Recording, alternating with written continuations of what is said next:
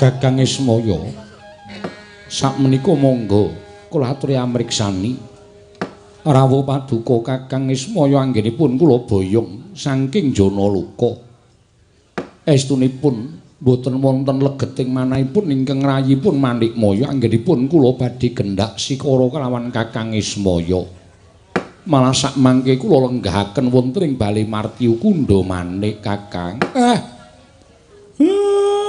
lah kok dadi kaya ngene kahanane. Nek ngono aku ngaturke sepira keluputanku aku njaluk ngapura ya Bathara Guru. Dene aku duwe panyakra bawa sing ora apik kelawan kowe. Ndak kira nek pancen kowe iki wis duwe rasa gedhing keburu sengit karo Semar nganti pendak-pendak aku duwe panyakra bawa sing ora apik kelawan kowe.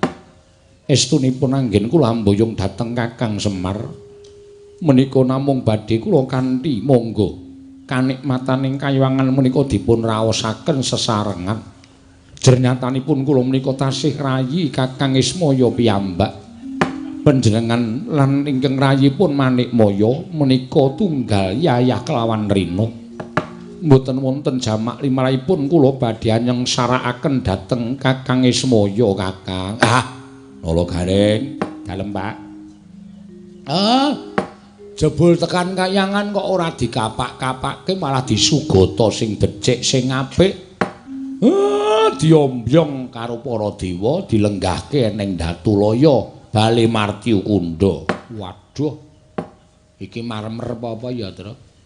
Kok dadi sikilku kok angrak anu drijiku ora tak nggo nyengkerem iki kepleset. Ayo wong kayangan iki apike ora kaya donya kaya reng. Ming mergo sikilmu kuwi saking dene. Heeh, diantenan kok ambune wangine kaya ngene, garu rasa mala. Lho, iki arep dupa ning dupa sing wong donya iki ora duwe. Dupa? Heeh, iki. Mula kowe karo aku iki bareng tekan kene disubya-subya kaya ngene terus nyes atiku kaya ora duwe rasa kuwatir. Neng dalan mau mlaku kelingan anak-anak kelingan bojo ki rasane grantes bareng neng kene iki Iwang Bilur Bathara Guru paring dawuh kaya ngono terus atiku rasane wah kaya disiram tirta wayu sewindu. Narada. Lawan dawuh Kakang. Lah kok ora kewetu ucapmu sithik wae. Monggo aku tekan kene lho Narada. Kakang Semar kula ngaturaken bekti kula kunjuk. Iya tak tampa. Bekti kula katur kula Narada. Iya Nala Gareng. Bekti kula katur kula Narada. Iya Petruk tak tampa. Pangestune nampan ya. Kula pundi nggo jimat. Nggih kula pundi nggo jimat. Kakang Semar. Estunipun menapa ing kula aturaken menika tumus dumugining batos. Mila wiwit dinten sak mangke kula nyuwun kanthi sanget sampun ngantos wonten panyakra bawa ingkang boten sae. Tumrapipun ingkang rayipun Manikmaya. Kakang Semar, ya. Sepisan meneh aku njaluk ngapura. Nek tana lupute Semar Badranaya nggone duwe panyakra bawa sing ora apik tumrap kowe ya Manikmaya. Nun inggih mboten dados menapa Kakang Semar. Malah sak mangke kinarya ngetingalaken bekti kula dhateng Kakang Ismaya. Dinten sak mangke Kakang Ismaya badhe kula sugata dedaranipun para Jawata. Inggih menika pun jambu dipa nirmala pelemper tangga jiwa kembul sesarengan kelawan ingkang ngrayipun Manikmaya wonten ing Bali Martiu Kunda Manik. Waduh, Truk. Arep disuguh jambu metemu. Jambu apa ya? Jambu dipa nirmala, jambu mete. Jambu dipa nirmala iki apa, Truk? Kuwi daraning para dewa. Karo apa mau? Pelem apa? Pelemper tangga jiwa. Pelemper tangga jiwa. Wah, rasane kaya ngapa ya, Truk? Ya aku ora ngerti. Iki kanugrahan tumraping awake dhewe lho. Ora ana manungsa sing entuk ngrasake jambu dipa nirmala, pelemper tangga jiwa kejaba awake dhewe. Berarti awake dhewe iki dadi anake Semar ki. Wah, bejane ora kurang-kurang ya, Truk. Heeh. Menapa kula inggih dipun paringaken ngicipi jambu dipa nirmala apa ulun? Nala Gareng, ulun keparengake. Pelemper tangga jiwa? Ulun keparengake. Wah, tekan omah Bagong arep tak abapi. Terus Bagong takon mambu apa Reng? Iki abab jambu diponirmala, pelem pertangga jiwa. Heeh. Durung tahu Bagong nek mangan ming pelem pentil wis dilatih sak telutuhe. Ha iya ora iso mangan kaya awake dhewe mulane kuwi. Iki tenan apa piye Guru? Menapa ing kula aturaken menika mboten namung kandhek wonten ing pangucap nanging kababar dados pakarti. Nang aku ra njaluk lho, mengko ndak dikira aku kepengin ngempek kamukten kayangan. Ning ewadene aku mbok paringi, lha piye? Mengko ndak ora prayoga kedadiane nek aku ora ngrahapi apa sing mbok paringke karo aku Manikmaya. Miat langeneng kalangguan aklar pandan moncar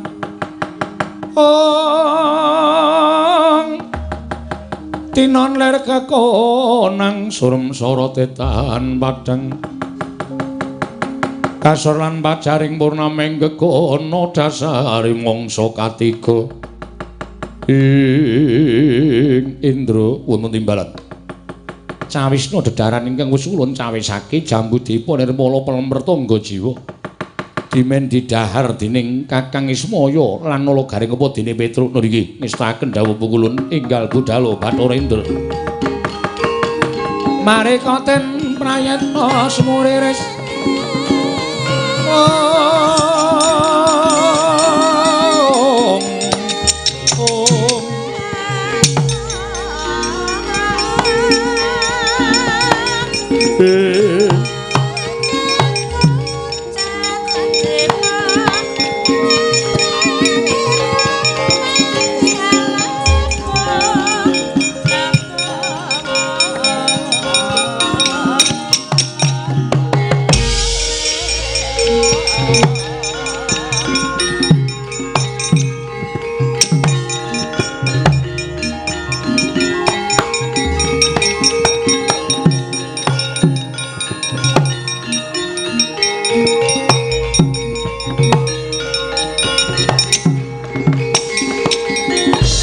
mareka ten prayitna semulire seka balik titiyani gandayani trisanya purnama sasi menika Kakang sampun kula cawisaken ya matur nuwun kaliyan menika unjukan tirta kamandanu inggih tirta amarta ingkang Kakang Semar dereng nate ngunjuk jernyatanipun Kakang Semar lenggah wonten ing jagat. Tak ngrasake kaya ngapa ta tirta amerta. Tirta kamandanu omben-omben ning para dewa. Waduh. Jambune gedhe-gedhe ya, Tru. Heeh. Kuwi tela apa pelem, Tru? Lonjong kaya ngono. Pelem pertangga jiwa iki lonjong ngono kuwi. Oh, nek cara ngene dhewe pelem golek. Heeh. Sing dawa-dawa kae ta, Tru? Ah iya. Menawi tetela mekaten Kakang Ismaya tumulat kula aturi ngrahapi Kakang Semar gunjang ganjing langit kelap-kelap katon lir kincanging risang mawe gandrung den rahapi dening Ki Lurah Semar Badranaya nalika semanten datan prayitna Ki Lurah Ismaya nalika semanten pelempertangga jiwa jambu dipunirmala ingkang sampun den paringi wisa dening Sang Hyang Jagat Giri Pratingkah satemah Ki Lurah Semar andhahar daraning para Jawata plak kapidara datan enget semanten ugi Ki Lurah Nala Garing Tuwin Ki Lurah Petruk ugi datan enget Purwa Dursina kagyat pikulun Bathara Narada wau.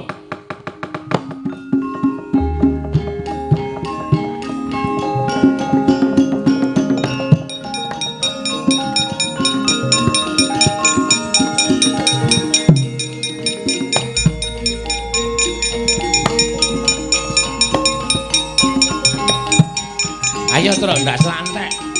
Bapak dokoh banget e.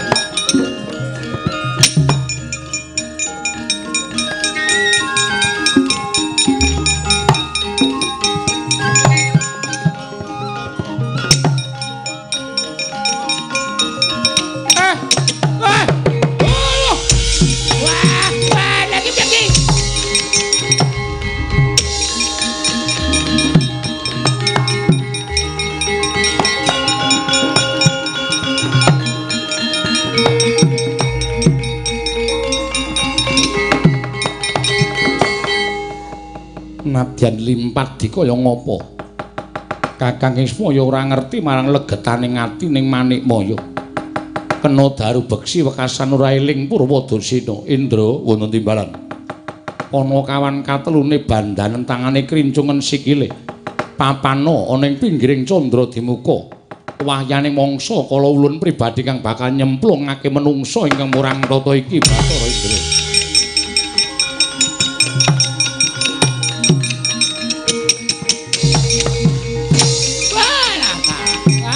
Perkencang Marujaya Pak.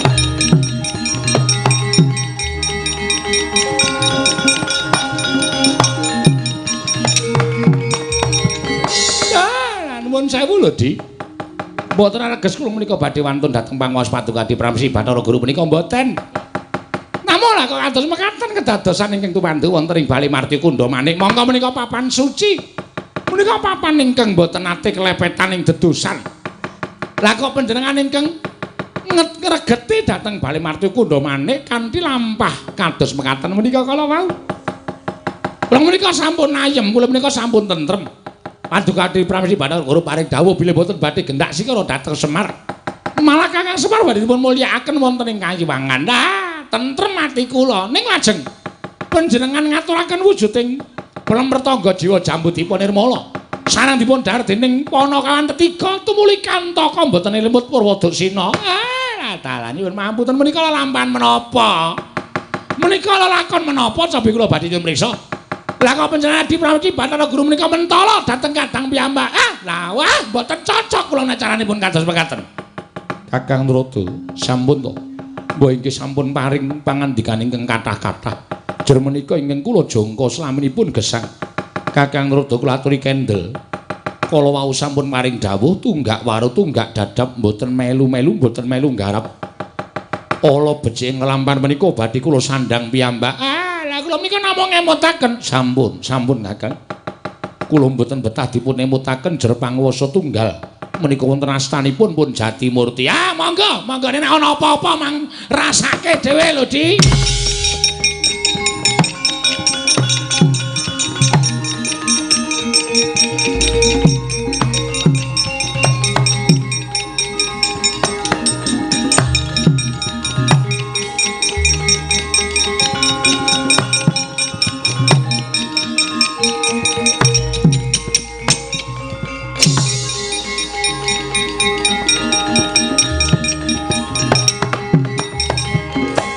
Bathara penyalian iya wong timbalan ulun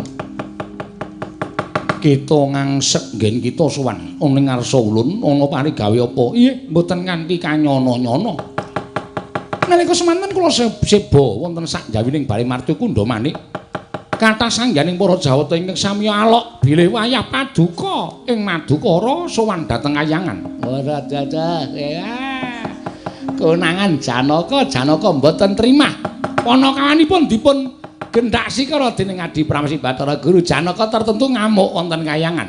Sepinten kekiyatanipun Janaka menika namung titah.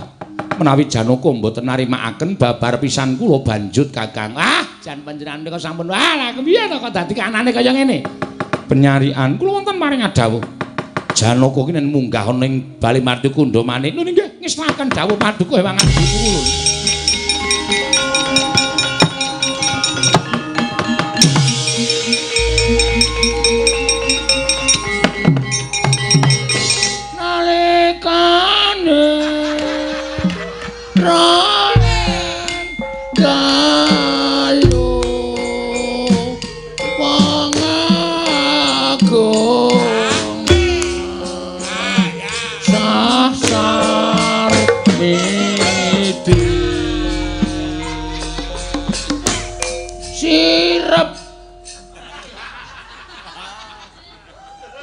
Kakang Narada, kenapa ini?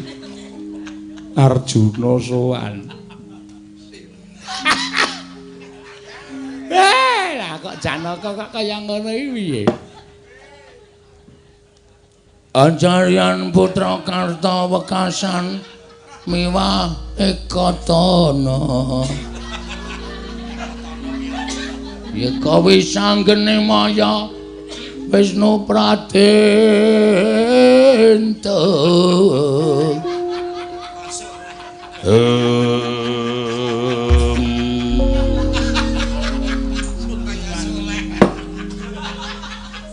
Arjuna padha kanthi harja sak praptanira Janaka nenamit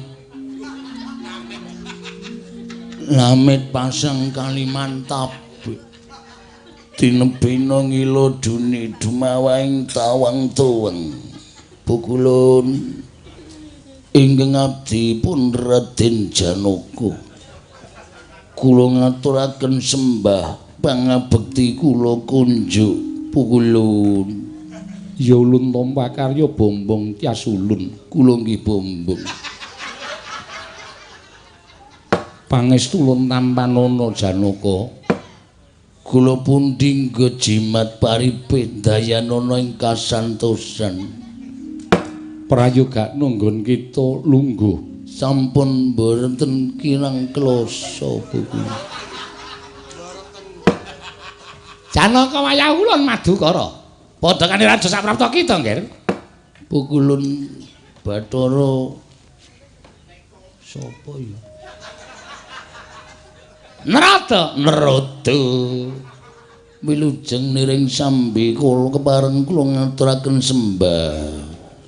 Sumengkeming pangabekti kula kunjuk pukulun. Ya ulun tampa gawe gedhe ning ati kita, lha ulun tamana ta ya? Mboten cetha. Pangestu ulun tampanana kula pundi nggo jimat paripit dayanana ing kasantosan Arjuna dalem ulun apa wigatine kita sowan sepisan tuwi dhateng mantan-mantan kula wonten ing Kaiwangan angka kalih ngagengaken silaturahmi saiki kok kaya ora awat ya nduga ngono ta. Dene ingkang saat banjure pukulun. Iya Janaka, iya pukulun. Apa wigati kita? Sowan kula mireng kabar. Tembang rawat-rawat bineta mbok bakul badhe dipundhul. Sambiwara pawarta binandunging Karna Mili iki Janaka kan jijiki ta iki bilih punakawan kula inggih menika pun Kakang Semarang nala garing menapa dene Bagong katim anu sinten niku Petruk nding Petruk nggih pukulun menika katimbalan wonten ing Kayangan Surabaya Suralaya menapa pasanggiri yugya mekaten pukulun saestu kalerseng menapa ing dados aturipun ingkang abdipun Janaka Jumbuk kaen menapa ingkang kedadosan wonten ing Suralaya mugi paduka kepulun kepareng amedharaken ingkang sejatos dhateng ngersa paduka ngadi pukulun ingkang semanten ndadosaken guru-guru ning Kaiwangan Suralaya ndadosaken sakmangke kepareng paduka pukulun anyawiji dateng menapa ing sampun kang ngendikaken dening para sepuh ing sami nyebataken nyimpen guru kencing berdiri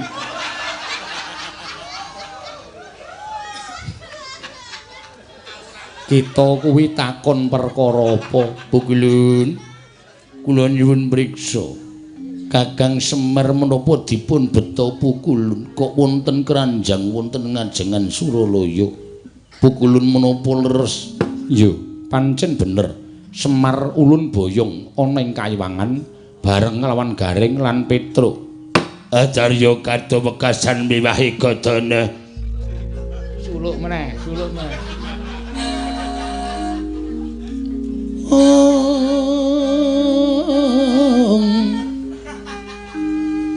Wisanggeni Maya Wisnu Pratinta. Ya Mas wicarane. Sami seswarane poso napa. Ya bapak gunjing miring.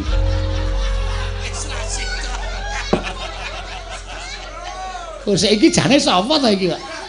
Ah, jan ora. Jan kok dadi meriahe kaya ngono. Lajeng kula badhe nyuwun mriksa Bu kula. Iya, Janaka. Sakmenika Kakang Semar lan Nala Gareng menapa dene Bagong. Anu napa niku Petruk menika wonten pundi Dadi wuruhananira. Nun Dadi wuruhananira. Nun Bruhananira menika menapa pukulun Dadi pangerten kita inggih. Kakang Semar wis ora eling. Lho. Kakang Semar edan. Tegese ora eling Kakang Semar kuwi kantaka. Menapa sababipun Kakang Semar cantaka? Amarga kantaka beda karo cantaka. Kantaka kuwi ora eling, cantaka kuwi kodhok. Kula remen Bu kula. Janaka Lha wonten dawuh merga ulun ingkang gawe Kakang Semar ora eling sabab ulun butuh patine Semar Nala Gareng apa dene Bagong Arjuna.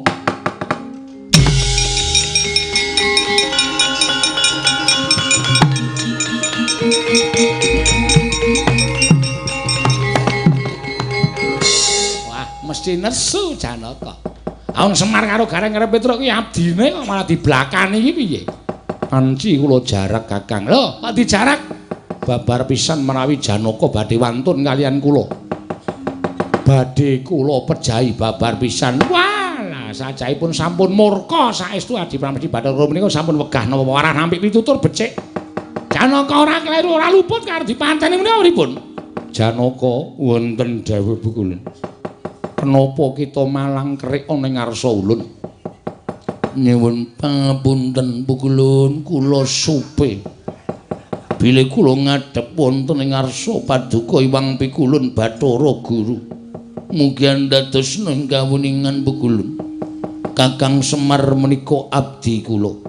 Nala Gareng menika abdi kula, Petruk ugi abdi kula. Menawi pukulun badhe mejahi Kakang Semar kula mboten trima ning nek Gareng kalih Petruk mang pejahi mboten napa. Terus bedane apa ing ngatasé Semar ora entuk ulun pateni nanging Gareng kalih Petruk mbok keparengake yen to ulun mateni kalawan Petruk lan Gareng mergi menika namung beborosi pukulun.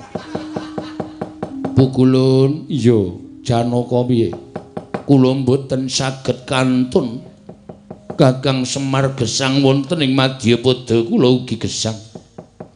Nala Gareng kaliyan Petruk gesang wonten ing Madyapada kula ugi ndelik gesang. Mila menawi abdi kula tetiga menika seda utawi pejah dipun pejahi paduka Iwang Adi pukulun.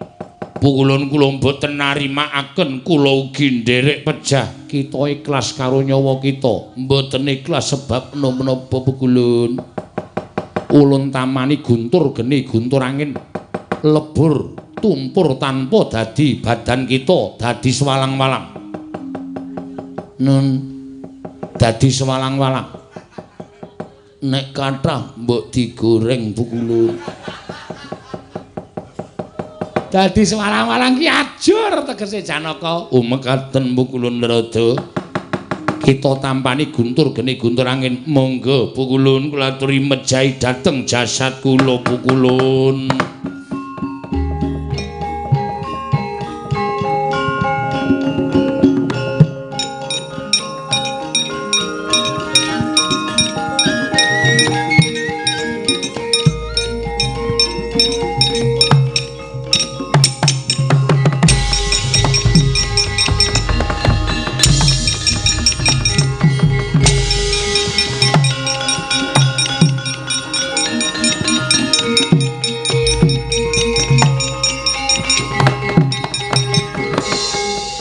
Narada.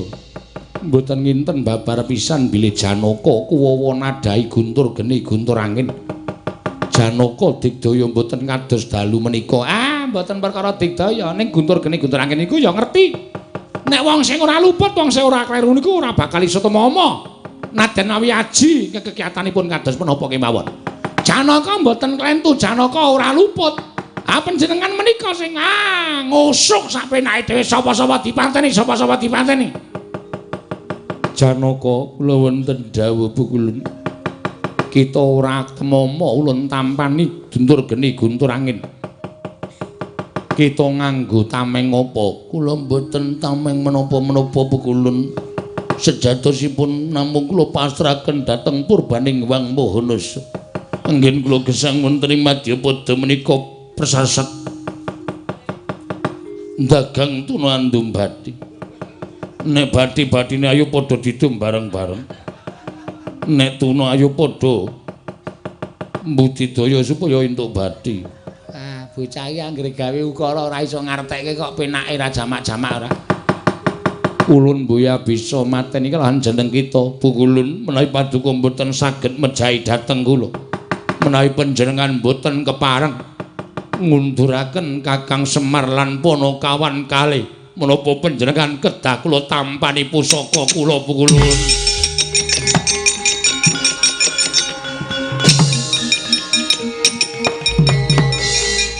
Iki lho Janaka Armanah kok kuwalik. Aduh. Wis mlayu wonge kok aduh-aduh ora. Sing ana wulune iki ra ya mburi. Kok sing ana wulune kek ngarep. Nek kena ming geli. Kesusu Pukulun. Kok sik deleke panahe deleke. Inggih Pukulun. Lungguh kisar, inggih Pukulun. Janaka, kula wonten dawuh Pukulun. Ya tak takoni, ulun ki sapa? Bathara Narada. Jenenge liyane Bathara Narada. Ponijo. Ponijo dengkul kita kuwi ora. Sinten Pukulun? Kaneka Putra. Nah, Kaneka Putra Pukulun. Liyane meneh. Kaneka mawarna-warna. Kaneka Resi, Kaneka Resi. Ya sik, tak takoni. Dewaning segara, dewaning banyu iki sapa? PDAM. Ngawur. Bathara Baruna. Lupa Pukulun. Lupa dengkulmu ora. Dewaning geni. Ayo saiki takon, dewaning geni sapa? Pemadam kebakaran. Aidian ora. Kok sik kowe jane sapa to? Kowe iki sapa? Pukulun, kula pun Arjuna. Arjuna apa Hartana? Hartana Pukulun. Saiki suarane kaya ora pangling aku. Wonge glegrak-glegrik. Kowe sapa kowe? Pukulun kula Janaka. Ayo sorak. Kudu Janaka kowe. Ayo nyedak rene. Nggih Pukulun. Ayo mangap. Janaka kok untune doting pentali terang-karuan. Ana sing wis dijabut barang. Udu nek Janaka. Pukulun kekilapan menapa paduka Pukulun. Menangka dados kami tuwaning Jawata Pukulun tentu kemawon paduka Pukulun saged maos dhateng batas kula Pukulun. Setan iki Bagong ta iki? Ya trondol ora.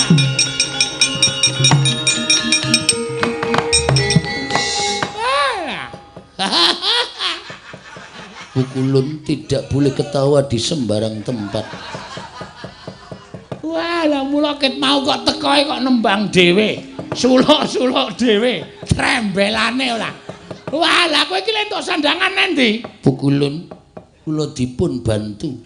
Sapa sing bantu? Masyarakat. Ora ngawur. Kula dipun bantu dening inggih menika dewa ingkang sak menika ugi dados Tita. Tita sapa? titanium.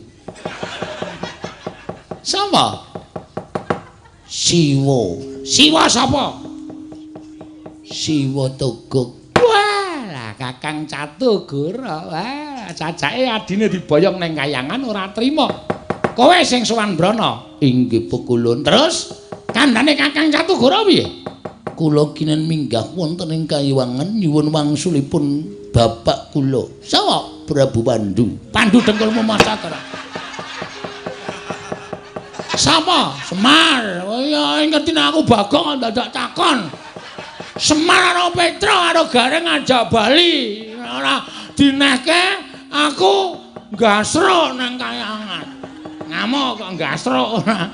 Ngamuk. Wis kono, nek arep ngamuk-ngamuk, Bathara Guru kadoyak. Nali, ora kecekel. Oh ya Bathara Guru kok nganggo ketawang, nganggo sampah doyak. Pukulun kula nyuwun semetu. Apa? Kula nyuwun sepatu. Ora ana. Kula lungsuran nggih gelem kula. Ora ana kok Janaka kok njaluk sepatu. Arta ngopo? Ajeng kula dol teng klithikan kula. Dinggo tambah-tambah tumbas semen Pukulun. Dengkulmu ana dhewe yang ana.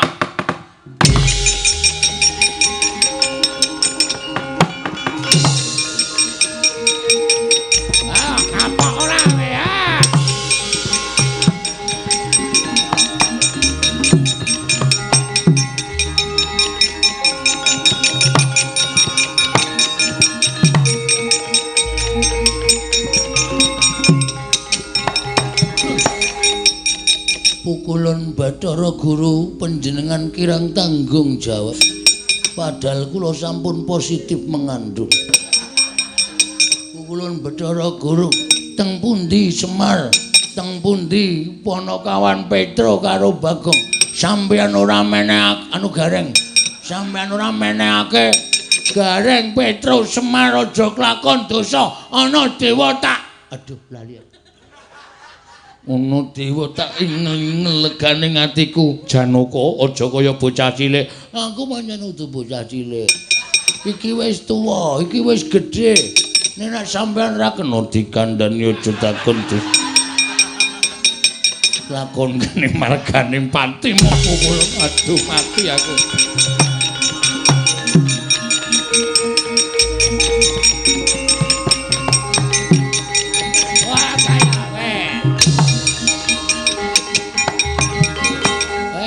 Diwaneni wae nek ora diwaneni ra kapok-kapok. Pukulun rada piye? Kula menawi ngoyak Bathara Guru tartemtu mboten kecepeng. Lho, kita kuwi duwe aji sepi angin.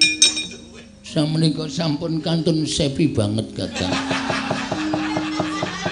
Anginipun mboten wonten. Terus piye? Terus piye? Janaka kula nyuwun mriksa Kakang Semar kali Nala Gareng kali Petruk punten diangenipun ndokok. Ndokok kaya apa wae. Neng pinggiring Kawah Candra dimuka. Aduh Kakang Semar, Kakang Semar.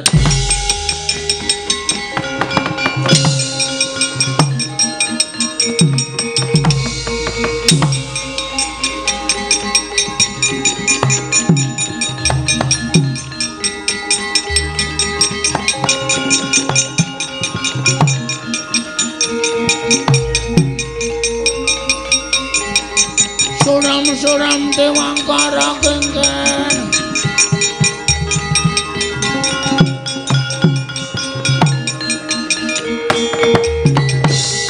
Liam Netra Pracenang nanging sukma Moksang Triya betapa malang nasibku semenjadi tinggal Semar. Aku sendiri tak begitu ku dihina dan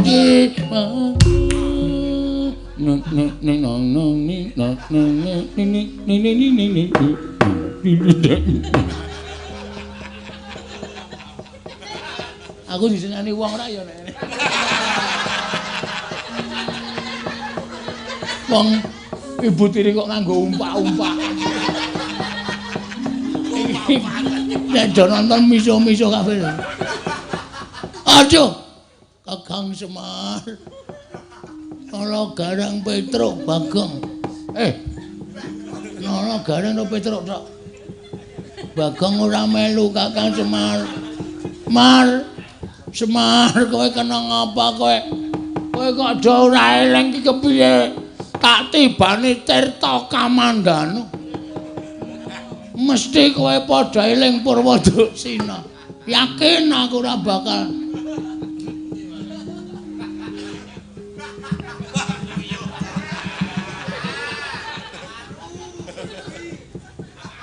setan ora.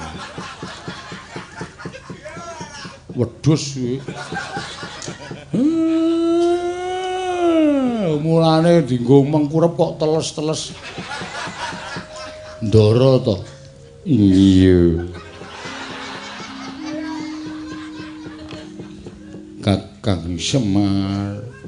Kula Den, kula ngaturke panuwun nggih Den. Tiba padha-padha. Ngaturke bekti nggih, Ndara. Nolo Garing. Iya. Kula ngaturke bekti matur nuwun pun ditulungi. Ora dadi ngopo. Bekti kula kunjuk, Ndara. Iya, Peter. Ora dadi ngopo.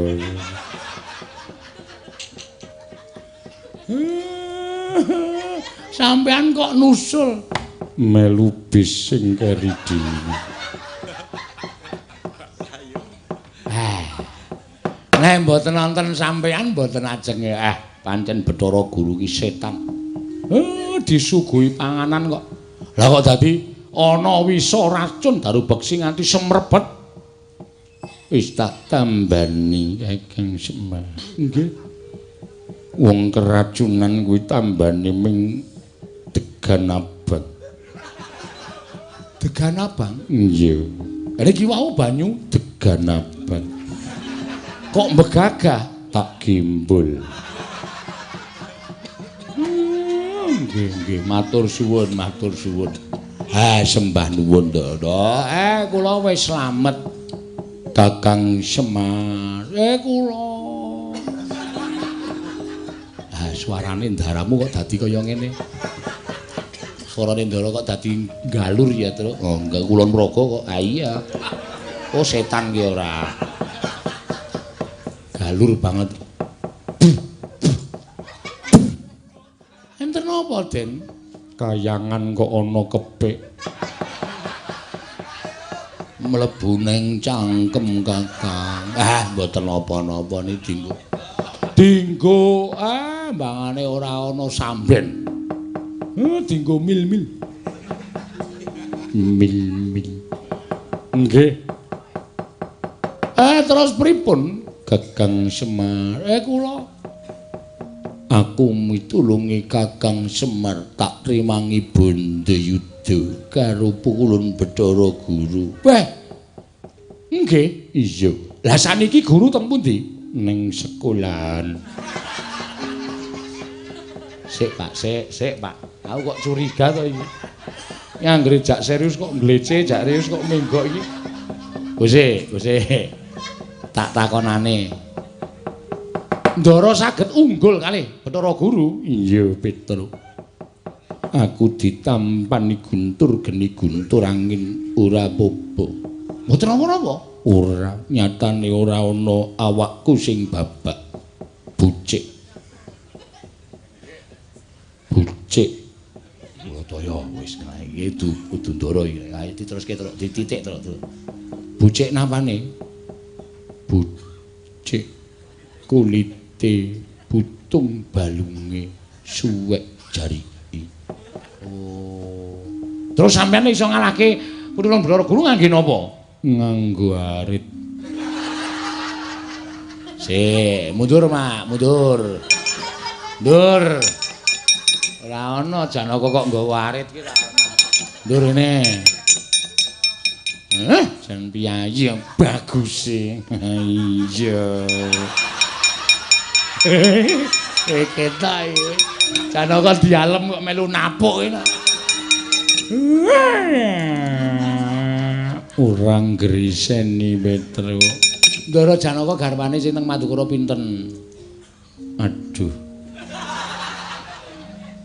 Lali aku. Siji Ndara Wara Sudeltri. Utuk. Kuwi bapak mbokne Agus. Wara Sri Kandi. Wara Sri Kandi. Angka 2 Dewi Prastiwi. Kae canda we. Sing saking Widara Kandang sapa? Garwa Sembilan sing Widara Kandang. Ayo. Sing Sing saka Widara Kandang. Sak letonge ora. Sik, sampean jane sapa sampean? Ayo sapa? Ngaku wae.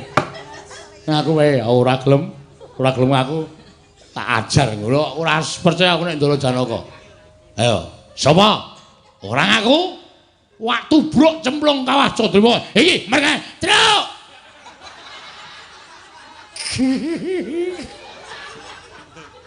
Era Pak.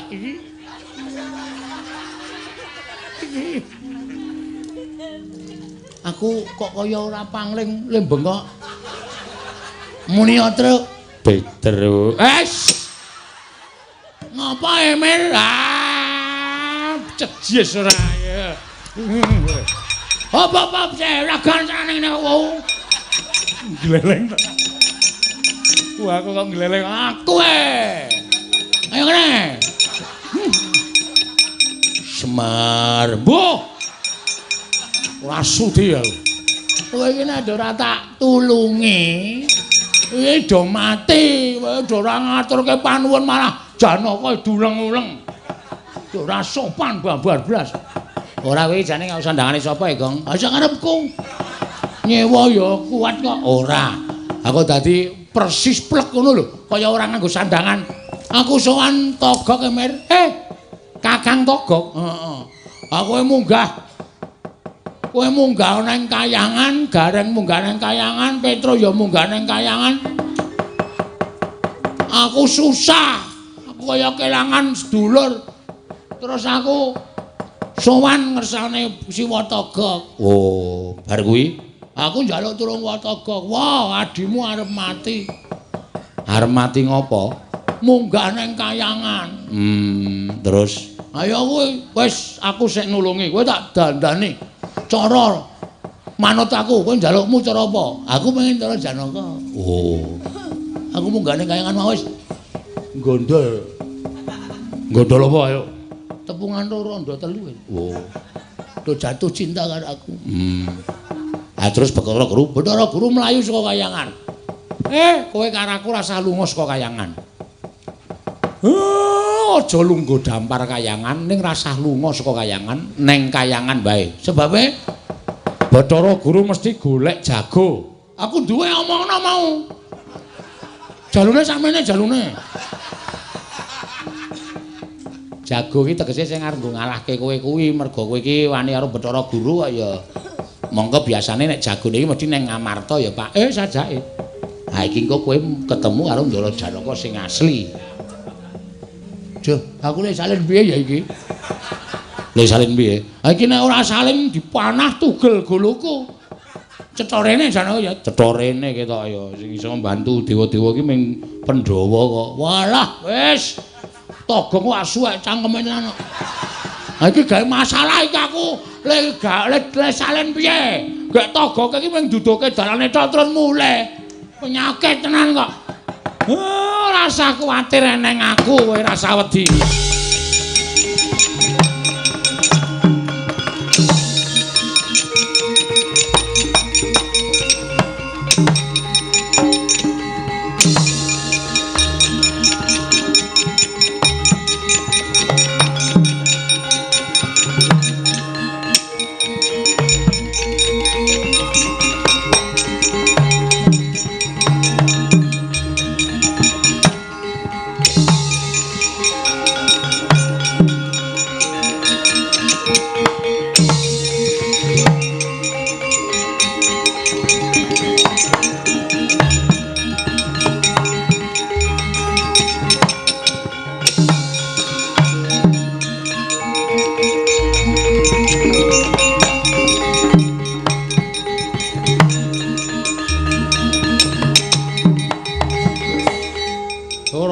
Hawa.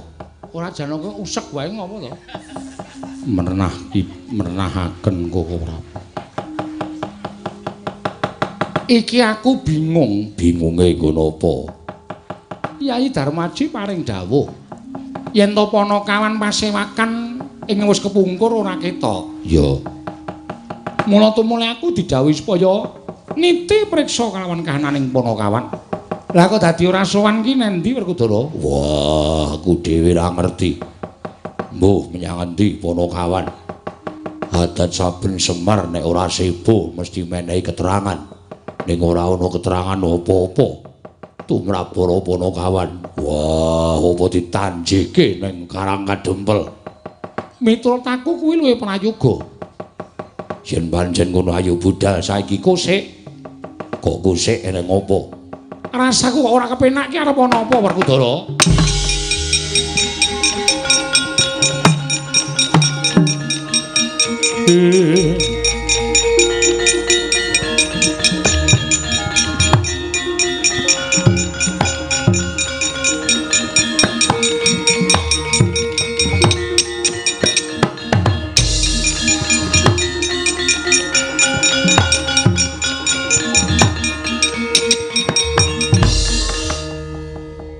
Sewu pukulun. Sewu-sewu kalapatanipun ingkang ngrayi tadah wadana ingkang wayah. Ya Kresna. Wonten menapa paduka tedhak wonten ing Janaloka? Napa Bathara Guru kakekku tedhak ana ing jagat? Wonten menapa pukulun dene paduka tedhak wonten ing Janaloka? Janaka. Kebangetan nggon kita paring wewirang kelawan panjenengan ulun. Kita mau prapteng ana ing Kayuwangan gawe wiranging Bathara Guru malah saiki wis begogok ana ing kono. Apa isih kurang marem nggon kita wis ngiyas marang nalindraning para Jawata Janaka.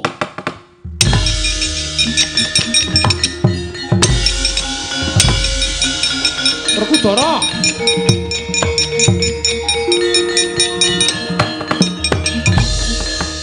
Wonten menapa Pukulun? Janaka munggah ana ing Kayuwangan. Sayekti ngobrak-abrik Suralaya. Kresna, kita ora ngerti sejati ingkang dumadi jebul Janaka wis ndhisiki laku prapta ana ing kene manunggal kalawan jeneng kita. Mangke piye to? Kula menika dumugi mriki kala wau mboten pisah kaliyan kadang kula pun Arjuna. Lah kok paduka Pukulun paring dawuh kados mekaten nyatane kayangan Janaka ngobrak-abrik ana ing Suralaya. Yen kita ora percaya, ayo ndak kanthi munggah ning kayangan. Mangke rumiyin menika Janaka dipun ajar kadange menika.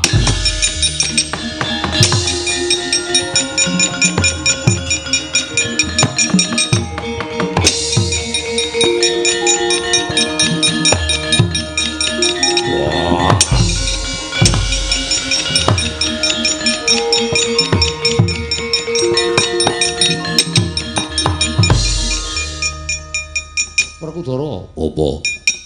Urung ngerti keterangan sing cetha kok adimu tok pala. Sin-isinke. Janaka wonten dawuh, mbok golek bokong sing pernah kono. Inggih, Gusti. Mengarep temancep kok kangelan. Aku tak takon karo kowe, nek nganti kowe ora ngerti perkarane tumuli kowe ngajar karo adimu, terus adimu cilik loro gedhe tekaning pati sapa sing kapitunan? Sapa sing kapitunan? Wah, nyatane guru kakekku paring dawuh yen Janaka gawe wiranging guru kakekku neng Kayangan. Iki mau tak tanjike Iwan Pikulun Manikmaya paring dawuh Kresna, nek kowe ora percaya munggah neng Kayangan. Janaka isih mapan ning Suralaya. Ayo, mula ditiliki. Wah, edan.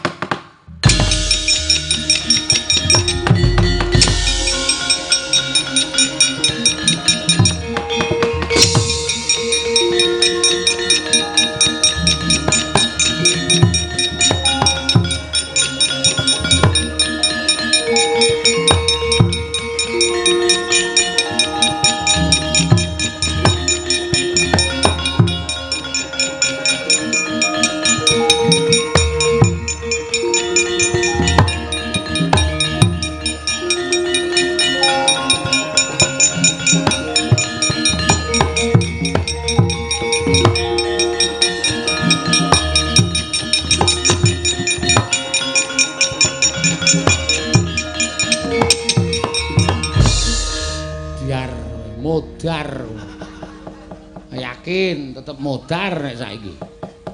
Menungso ora tatanan. Wani ngembari marang Arjuna. Kowe sapa ngaku Kakang Semar kok eneng kono? Nderekke bendara kula. Kowe aja edan Kakang Semar, aku bendaramu. Kakang Semar nek edan tak tambake. Rasa kuwatir Kakang Semar. Wah, jan mesa iso wani omong. Iki nek nganti Ndara Janaka engko set njukuk panah tes tus glundung. Dil. Kok dil ngapa? Tembak penalti. Iki ngapa ta saiki iki ngomong apa lho aku iki sing ndelokke kowe kuwatir kok. Kowe ora gelem ngakoni yen to aku Janaka aja kelakon dosa. Tak pranggal janggamu. Wis mundur wae rasa semaur. Mundur wae rasa semaur. Singolino prapting lalis. Aduh. Ngapa reng ora mentolo aku. Kene marganing patimu Raden Janaka. Kaya aja ngembari marang aku. Aku enggak ikhlas. Nang nganti kowe wani ngembari kelawan aku sadurunge kowe maju. Kudu golek ki persik aja nganti gegulung. Omongane ora cetha. Kelakon pibantangan pecah sirahmu murugagi jajalen nek ukurane kurang pas dipernahke. Kakang Semar iki sapa? Bendara kula. Ya aja ngapusi. Nggih to, Den. Iya, Kakang Semar. Nggih. Mati dening aku. Tak cobani Raden Janaka.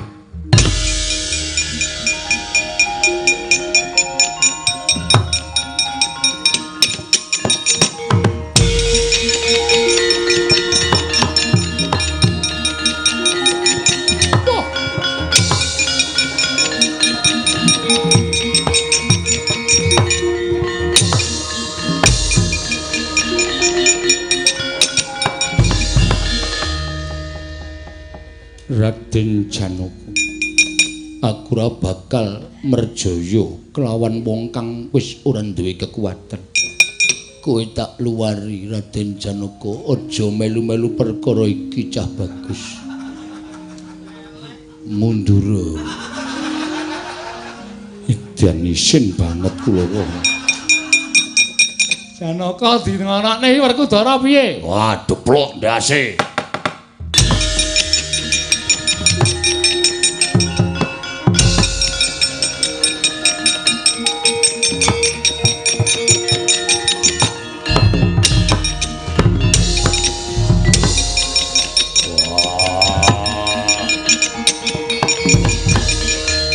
Dan wah sikilku dijawel aku iso klumah.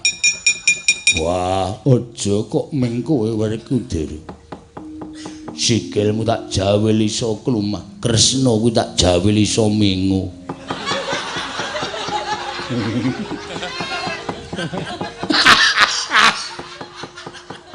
Ngapae, Tru? Arep guyu aku guyu trimo lunga.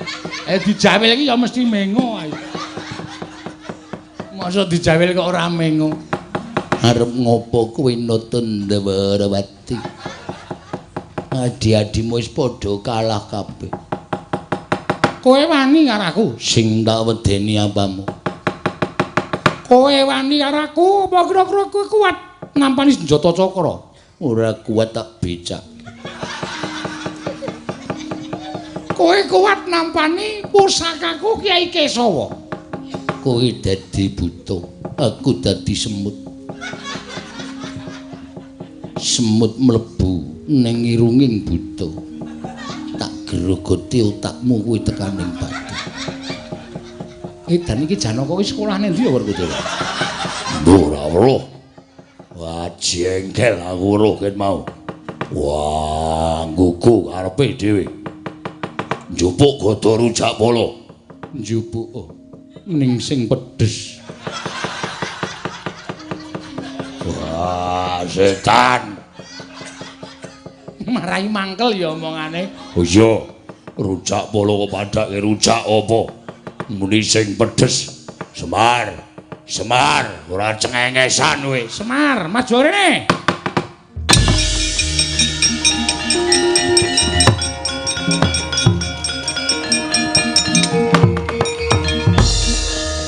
Kowe kok guyang-guyuhi jane sapa to?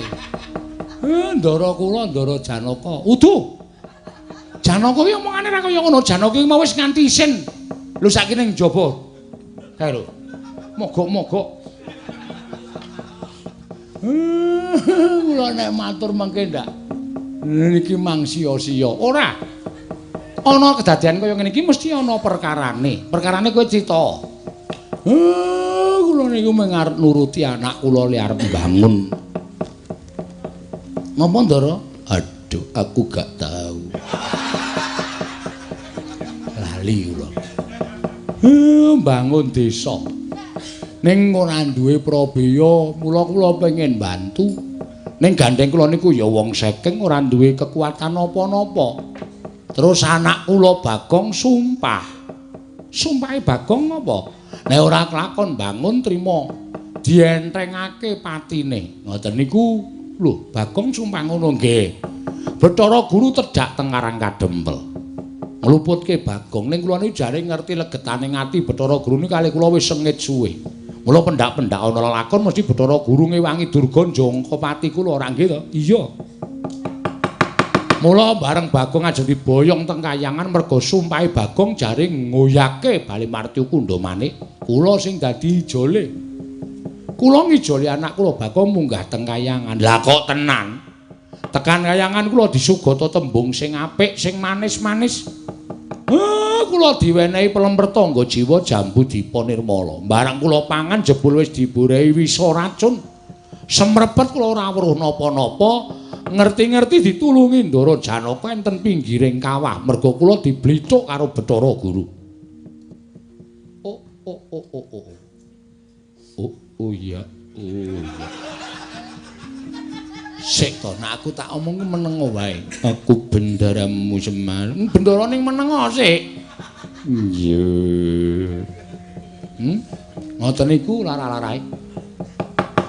Mula kayangan dijeki Ndara Janaka sing niki merga Bathara Guru pakartine elek.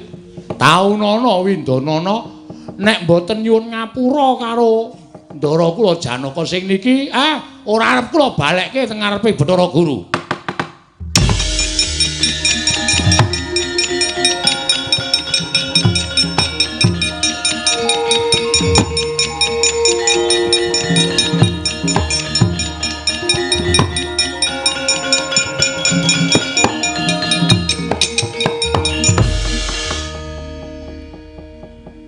Kakang Semar kula sampun midhanget ngendikanipun Kakang Ismaya. Nek wis krungu arep ngopo? Nek wis krungu arep ngopo? Ora trima. Mboten Kakang, mboten. Kula sampun nglenggana ing kalepatan. Kowe kena ngaku luput ning kowe kudu njaluk ngapura karo ndaraku Raden Janaka. Nek ora, ndaraku mesti bakal ngamuk. Nggih to, Den? Bener. Kaya mengkono Kakang Semar. Arjuna Janaka. Janaka Permadi. Permadi Janaka Arjuna ulun nyuwun pangapura. Sepira keluputan ulun diagung pangaksama bugulun Bathara Guru. Lah dadi kabeh wis tinemu padha-padha. Iya Arjuna, nyun ngapura nek aku ora basa karo sampeyan. Iya Janaka ora dadi ngopo. Wondene aku njaluk marang pukulun Bathara Guru saiki gentiya sumpah prasupa. Ulun kudu sumpah kepiye? Gandeng sing mbok jangka patine ingkang awal mulane. kawiwitan sing bakal mbok pateni kuwi Bagong, mongko Bagong kagak luput. Mula kang dadi penjangkaning Bagong. Bathara Guru ngendika kabeh waragate saka kayangan. Menengo wae Semir. Wadon kelakon penjangkaku. Iya. Arjuna yen ketemu karo Bagong kandhakno yen Bagong pengin bangun desa ulun jangkung. Yen Bagong kepengin bangun desa kabeh wragat ing metu aja saka Bagong nanging saka ulun.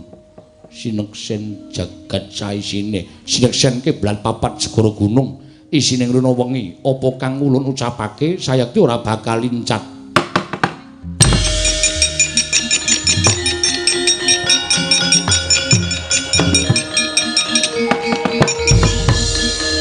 Kakang Semar, Kakang Semar.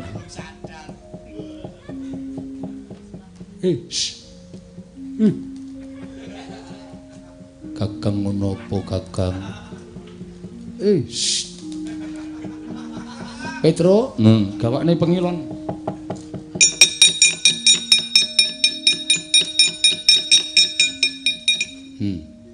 Aduh.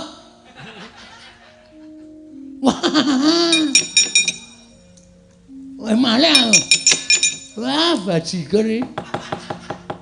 Ora apa-apa ning rak Bathara Guru wis eling. Nggih. Jebul sing dadi Janaka Bagong. Nggih. Mula kok aku dikon sumpah. Sampeyan mun baca sumpah lho. Iya. Niki manjere. Lho. DP dulu mengko tumbas semen kalih gesik. Iya Bagong mengko bakal ndak paringi. Nggih, matur sembah nuwun. Kang mangkono padha baliya marang jagat. Ulun njaluk pangapura, Kakang Semar ulun nyuwun pangapunten, Petruk aku njaluk ngapura. Bagong ulun tetep bakal netepi apa kang dadi janji ulun Bagong. Nggih, ngesta ya Mas ya mulai ya ndak serah dicemplungke kawaca ndak ya.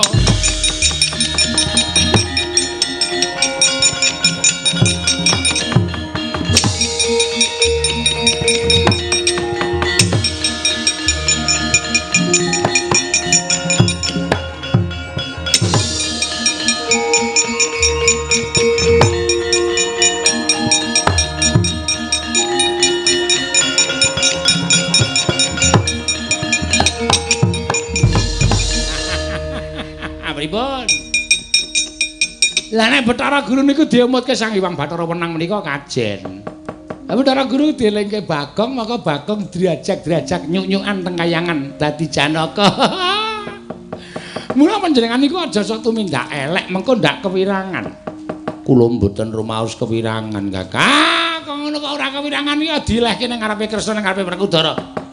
Mendina karo Bagong nek cara kula ya isin wirang bebarang. Namung sedaya dados panodi tumrapipun ingkang rayipun Manikmaya. Kakang ing mekaten dados pamecut anggen kula tansah naliti menapa ing badhe kula tindakaken. Sae, monggo Kakang. Sami ngupakara kayiwangen wangsul dhateng asal mulanipun tentrem ayem niring sambikara. Nggih ngestaken dawuh Di.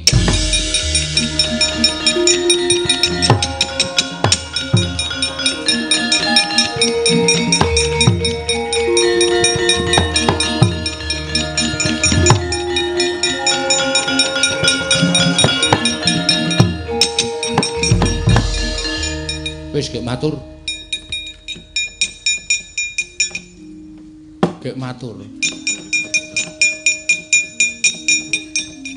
Kakang Semar, kula isin tenan aku. Ing atase ana wong ngembari karo aku kok aku kalah. Gek omong. Cilaka ya Pak iki, Pak.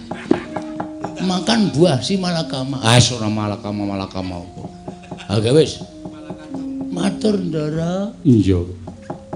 Niki kula ajeng bangun desa. Iya. Ndara ajeng nyumbang pinten? Lah kok malah sumbangan nes sing dijaluk? mengko bakal tak paringi Bagong. Alhamdulillah ora luka malah kebak. Iya. Terus ajeng matur. Iya. Ning aja nesu nggih. Ora. Sampeyan mau perang kali Janaka kalah. Janaka sineng kayangan. Upama klakon tak pecah sirahe. Oh, nggih mpun. Piye kok kowe takon? Menggenake kok mboten apa-apa. Jujur. Iya. Ah, setan to karo bapakne kok nuthuk sak penake dhewe. Anu Ndara. Nur pangapunten.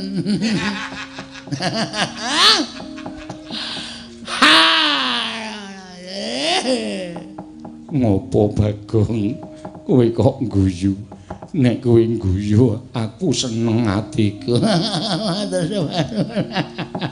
Nyen Janaka niku kula langsung aja. Iye kurang cetha. Waduh cilaka iki tenan mesti pres iki yakin.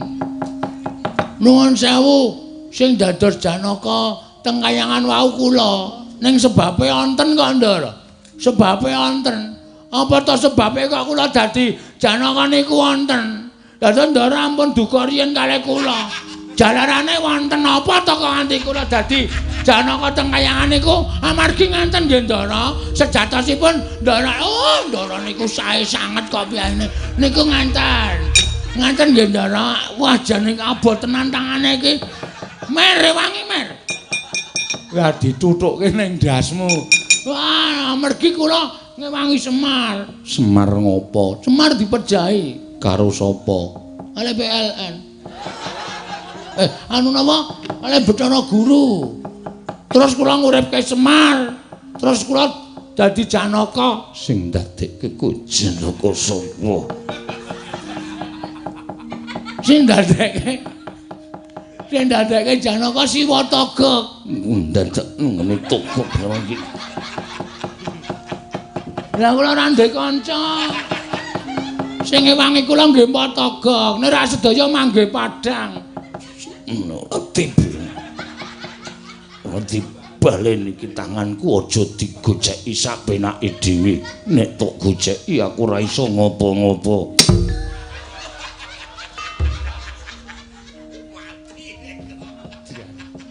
Sing kiwa ora digoceki ya wong ngantil kiwa Ndara ki juruse kiwa tengen maine. Awake padake. Wong edan bebeda bendara. Nyun pangapunten. Ya ora dadi ngopo. Alhamdulillah. Selamat. Gong delok golek Ndara Werkudara. Kowe ngapa itu tumbak cucukane? Ora ngerti mau takokke kok Bagong endi terus kula goleke aku ngono. Wah bandem dasmu lho, Tru. Mbok ora golek sengsaraku. Aku wis entuk sumbangan saka kayangan barang ora lagi sengsara ndak tuman. Ah, sama. Ora ono.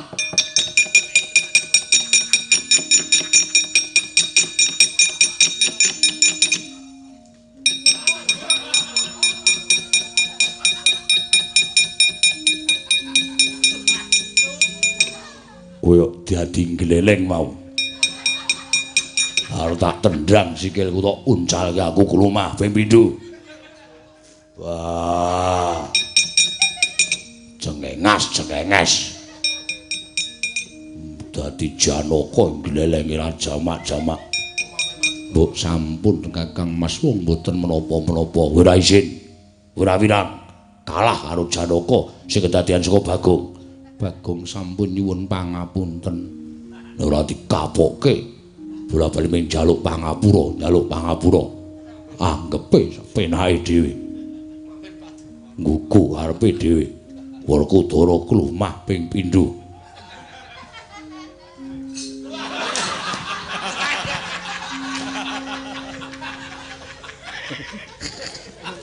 Mencolot salto main coprae. Waduh. Padake nyepelekke ora.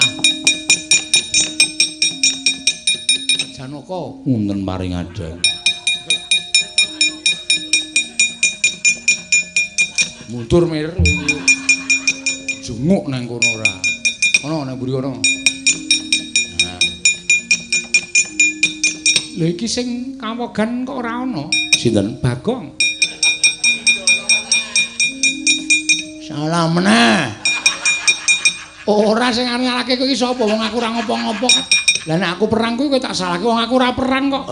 Ngono kuwi lho wong jiwa besar iki ngono kuwi. Ora kaya kae sing gedhe dhuwur kae. Nesu kok barang dikalahke kok wong kok ora entuk kalah, Werkudara iki ora entuk kalah wae piye? Rewek. Cuwek ndasmu. Wah, Gong. Mbok wis ngopo to? Bagong, Nun. kejaba kayangan iki ya bendaramu kabeh. Nggih. Nek kowe pengen bangun desamu, aku ya bakal bantu. Ah, tenane. Iya, aku ki bendaramu kok. Ah, Seneng tenan aku bakal kelakon tenan itu. tak bantu donga.